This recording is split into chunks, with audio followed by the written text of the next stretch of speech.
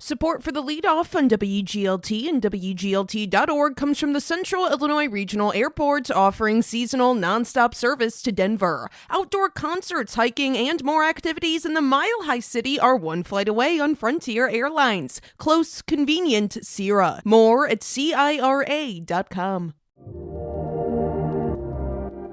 New rules are intended to protect pregnant people in the workplace. That's one of the things you need to know to start your day for Friday, July 19th. I'm Lauren Warnicki, and this is WGLT's The Leadoff. Let's lead off with an Illinois State University alum who played a big role in the celebration of a baseball legend. More from WGLT's Eric Stock. Lou Cella stood next to Baseball Hall of Famer Ryne Sandberg as the Chicago Cubs unveiled the bronze statue of Sandberg outside Wrigley Field last month. For Cella, an avid sports fan, it was a passion project. I tell people my two favorite things in my life are sculpting and baseball. So when I can combine the two on any level, I enjoy that the most. Cella says he was worried at first Sandberg would not be able to attend the unveiling after he was diagnosed with prostate cancer. Sandberg has since said he has no detection of cancer. Lou Cella's work was already familiar to Redbird fans.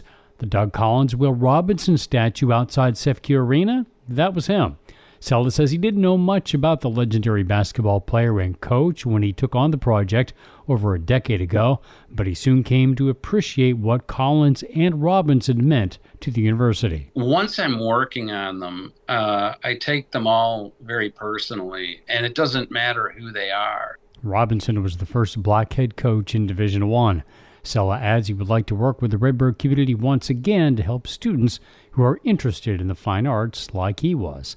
With the reporting from student reporter Gage Owens, I'm Eric Stock. Here are some other stories we're following in the WGLT newsroom. Governor J.B. Pritzker says he's, quote, enraged that another innocent black woman had her life taken from her at the hands of a police officer. 36-year-old Sonia Massey of Springfield was shot and killed on July 6th, allegedly by a Sangamon County sheriff's deputy who had responded to a report of a prowler. The officer, Sean Grayson, has been charged with first-degree murder. The State Environmental Protection Agency has announced Bloomington will host a household hazardous waste collection on September 28th at the McLean County Fairgrounds. And Distill has collaborated with brewers from the pop rock band Hanson, think Mbop, to make a new beer. It's a peach-flavored IPA called Pink Moonlight. You can find more on these stories at WGLT.org. A federal agency finally finished making rules that will enhance enforcement of the Pregnant Workers Fairness Act. WGLT's Lindsay Jones has more on the new law's impact on pregnant workers in McLean County. When Chelsea Smith became pregnant with her first child last year, she felt an extra layer of gratitude for her employment situation. Smith lives in rural McLean County south of Bloomington and works remotely. She recalls seeing a healthy, family-oriented style of leadership from her employer before she ever became a mom-to-be. The modeling of that behavior of seeing even male individuals or people who have children in college, they would take time off for their personal lives and their health.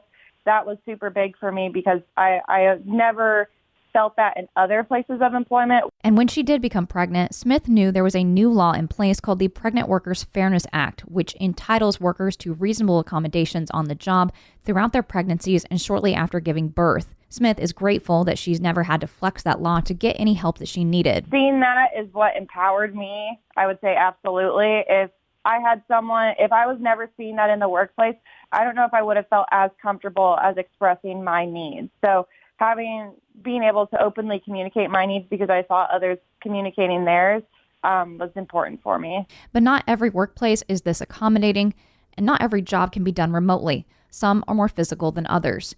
And that's where the Pregnant Workers Fairness Act comes into play. While the act was signed by President Joe Biden in 2022 and went into effect last year, there were aspects of the law that were not finalized until this year. Now, new regulations specify what employers are legally required to accommodate if asked by an employee. Charlotte Burrows is the chair of the Federal Equal Employment Opportunity Commission. She says that agency was tasked by Congress with developing specific rules for employers and employees. The commission finalized its last rule for the law in June. So the EEOC's rule, which took place on June 18th of this year, really just provides additional information that Congress really felt would be important, but didn't, wanted that expertise to sort of describe. Burrows says the agency has outlined specific regulations for both employees requesting those accommodations as well as employers. The regulation explains how people can ask for an accommodation, who they should contact, what they can ask, what that can include. And now workers have that information. And very importantly, the regulation gives lots of examples about the kinds of accommodations that someone might need. Those accommodations can include asking for things like time off for a doctor's appointment, flexibility in break timing, or if possible, the ability to sit down instead of stand while working. Employers that employ 15 or more workers are required to provide, quote, reasonable, end quote, accommodations unless that request places undue hardship upon the employer. Disputes can be taken to the EEOC. Liz Walsh, a normal-based doula who works alongside pregnant clients, says the law is a step in the right direction. First of all, I'm super excited to hear that this has gone into effect for people. When I had my kids, this wasn't existent. And I was a teacher at the time, and so working in a school district, anytime I had to take time off, it was from my sick bank. Given her work now as a doula, Walsh says she hears both kinds of sentiments from her clients. I've heard of people being grateful for their understanding employer, and then I've heard people saying, if I take one more thing off, one more day off, I might lose my job. Now that the final rules of the Pregnant Workers Fairness Act are in place and the law has some more teeth, Walsh says it's likely that, if needed or relevant, she'll direct some of her clients to it. You can bring that even to your employer if they start to question or roll their eyes or seem that they're uncomfortable with it. You can bring that forward and say, I'm not sure if you're aware of this, but there's been a new law put into place that helps me get that extra 15-minute break. According to the DC-based nonprofit and advocacy group, the Partnership for Women and Families, around 2.8 million pregnant women are in the workforce each year. I'm Lindsay Jones. Read more from Lindsay Jones at WGLT.org. And before we let you go, Rivian is hosting its employees and their families and friends this Sunday for tours of the EV plant and games for the kids. Rivian executives will also go in the dunk tank. That's it for today. I'm Lauren Warnicki. The show is produced by Lou Warner. You can subscribe to the Leadoff on the NPR app or wherever you get your podcasts.